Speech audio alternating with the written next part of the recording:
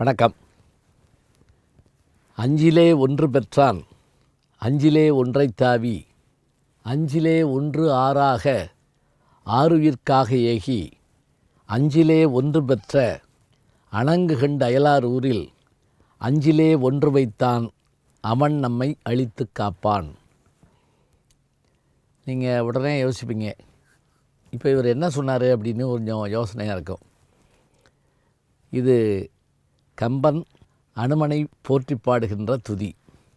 அதாவது அனுமன் ஜெயந்தி இன்றைக்கு.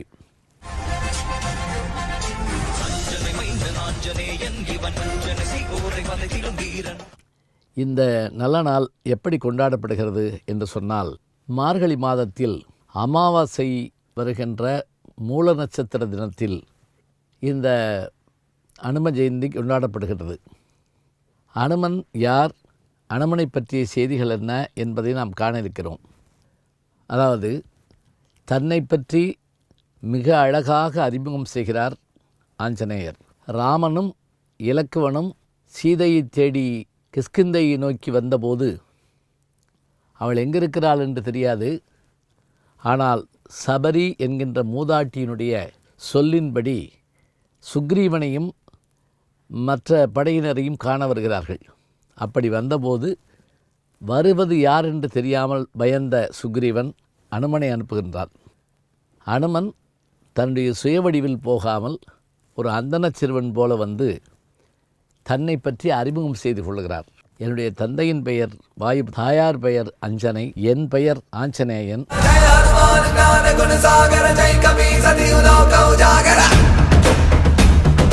நான் உங்களை பற்றி தெரிந்து கொள்ளலாமா?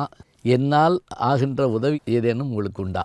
எவ்வளோ அறிமுகப்படலாம், அற்புதமாக இருக்கு பாருங்க. அஞ்சனை வயிற்றில் வந்தோன் நாமமும் அனுமன் என்போன் அப்படின்னு முடிக்கிறார் கம்பர். இதுதான் சந்திப்பு. இந்த ஒரு வார்த்தையை கேட்டவுடனே ராமன் என்ன அழகாக பேசுகிறான் இந்த பையன், இவன் எல்லையில்லாத நூல்களை படித்தவனாக இருக்க வேண்டும், யார்கொள் இச்சொல்லின் செல்வன் என்று தன் தம்பிகிட்ட கேட்குறார்.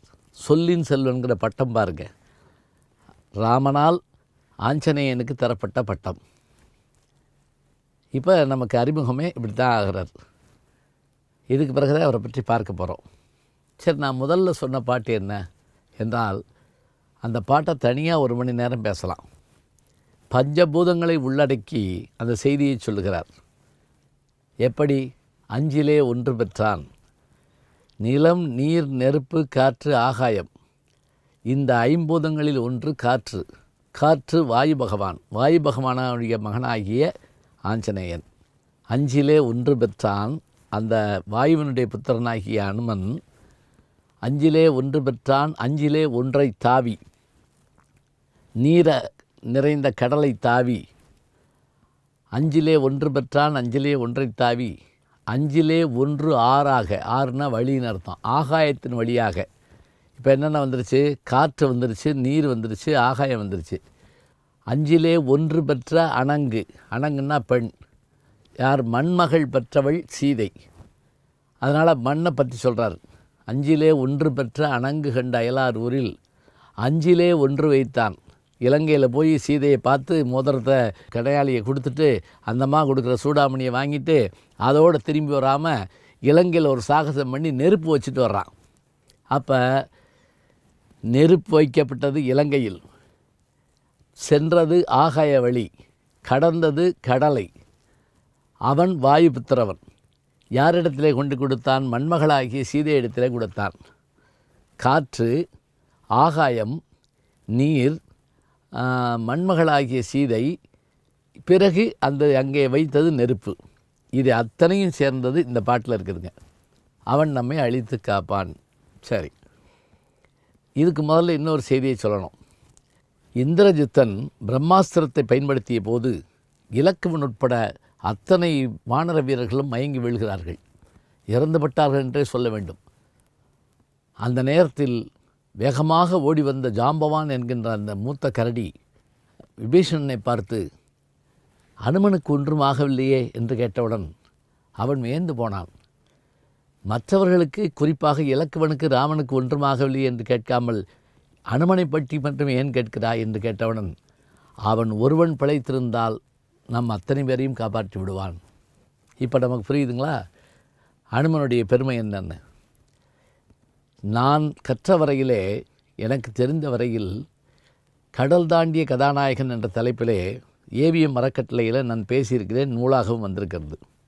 அதில் நான் அறிந்த செய்தி என்ன என்றால், அனுமன் துணை பாத்திரம் மட்டுமில்லை, முதன்மை பாத்திரங்களை காத்த முதன்மை பாத்திரம். எப்படி என்றால், பிரம்மாஸ்திரம் விட்ட போதும் நாகாஸ்திரம் விட்ட போதும் அந்த வானர் படைகளை எல்லாம் காப்பாற்றுவதோடு இலக்குவனை காப்பாற்றுகிறான் சஞ்சீவி மலையை கொண்டு வந்து. சஞ்சீவி மலை வந்தவுடன் இலக்குவன் மீண்டெழுகிறான். அப்படி என்றால் இலக்குவன் உயிரை காத்தது அனுமன்தான். இலக்குவன் இறந்திருப்பானே ஆனால் ராமனும் உடன் இறந்திருப்பான். அதனால் இலக்குவனை காத்ததன் மூலமாக ராமனையும் காத்தான். மூன்றாவதாக ஒரு செய்தி. கதையின் நாயகி யார்? சீதா பிராட்டி. சிறையிருந்தால் ஏற்றம் கூறுவது ராமாயணம். அவள் ஒரு இடத்திலே அரக்கனாகி அந்த ராவணன் சொன்ன சொற்களை பொறுக்க மாட்டாமல் தன்னுடைய உயிரை மாய்த்து கொள்ள நினைக்கிறாள். கடவுளாக இருந்தாலும் பூமிக்கு வருகிற போது மனித குலங்களோடு தான் இருப்பார்கள் என்பதற்கு ஒரு சான்று. அவள் என்ன பண்ணுறா, தன்னுடைய தலைமுடியை வைத்து கொண்டே அந்த அங்கிருந்த அசோக மரத்தில் தூக்கிட்டு சாகலாம் என்று நினைத்த போது அங்கு வந்த அனுமன் இப்படிப்பட்ட முடிவெடுப்பவர்களை எப்படி காப்பாற்ற வேண்டும் என்பதை சமயோசிதமாக சிந்தித்து தற்கொலை முயற்சியில் இருப்பவர்களை கவனமாக காப்பாற்ற வேண்டும். இப்போது சீதையை இந்த முடிவிலிருந்து காப்பாற்ற வேண்டும் என்று நினைத்த அனுமன் வேறு ஒன்றும் செய்யவில்லை. ராம ராம ராம ராம ராம ராம ராம என்று ராமனுடைய மந்திரத்தை ஜபித்தவுடன் தனக்கு வேண்டியவருடைய பெயரை கேட்டு ஒரு கணம் நின்றாள் சீதை. முன்னே குதித்து தான் யார் என்பதை சொல்லி சீதையினுடைய உயிரை காத்தார் அனுமன்.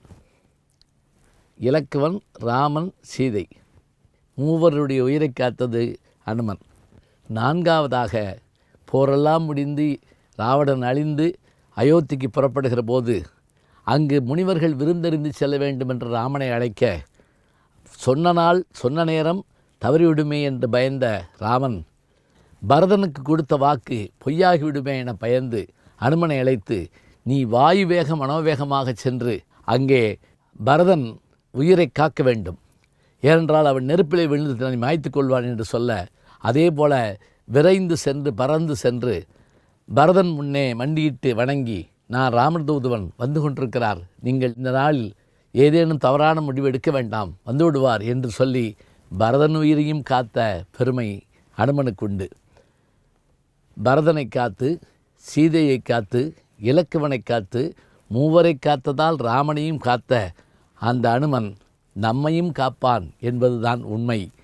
எனவே மனச்சஞ்சலம் உள்ளவர்கள், நமக்கு ஏதேனும் பலம் குறைந்து விட்டதோ என்று கவலைப்படுபவர்கள் அனுமனை வணங்குங்கள். சனீஸ்வரனை கூட தன்னுடைய கட்டுக்குள் வைத்திருப்பார் என்ற செய்தியை பார்க்கிறோம். மகாபாரதத்திலும் பீமனை சந்திக்கிற காட்சியிலே பீமனோடு பேசுகிற அந்த அழகான உரையாடலும், தம்பி நீதான் என்னுடைய இளையவன், நாம் இருவரும் வாயுபுத்திரர்கள் என்று சொல்லுகிற போது ராமாயணத்திலும் மகாபாரதத்திலும் வருகின்ற ஒரே பாத்திரம் நமக்கு தெரிந்து அனுமனாகத்தான் இருக்கிறார். எனவே இந்த அற்புதமான அனும ஜெயந்தி இங்கே தமிழகத்தில் மார்கழி மாதத்தில் கொண்டாடப்படுகின்றது. வடநாடுகளில் வைகாசி மாதத்தில் தசமியில் கொண்டாடப்படுகிறது.